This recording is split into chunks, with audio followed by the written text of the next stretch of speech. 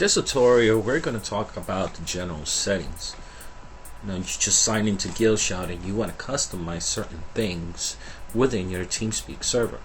So what we're going to do is go into the Guildshot control panel, go into Edit Configurations, and scroll down until it says General Settings. General settings are self-explanatory, but we're going to go over them one by one.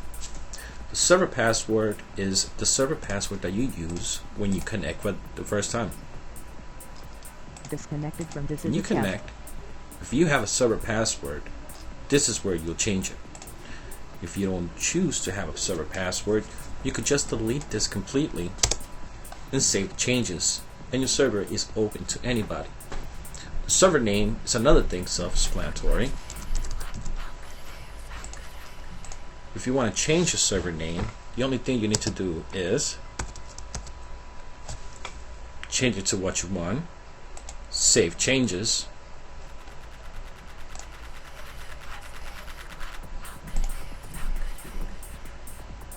when you log in again, as you can see, the server name has changed to whatever you wish. Another thing in the general settings is your phonetic name. Now, for this to work, there's a couple of things you need to do in your TeamSpeak. For it to work, you need to go into Settings, go to Options, and you have to make sure you go to Notifications. The sound pack needs to be default text to speech, play all sounds, and click OK. Let's disconnect. Your phonetic name is actually what your server will say when somebody connects to it. So for this part, we're going to say this is Guildshot's server. Now let's save the changes. Let's go back into our TeamSpeak.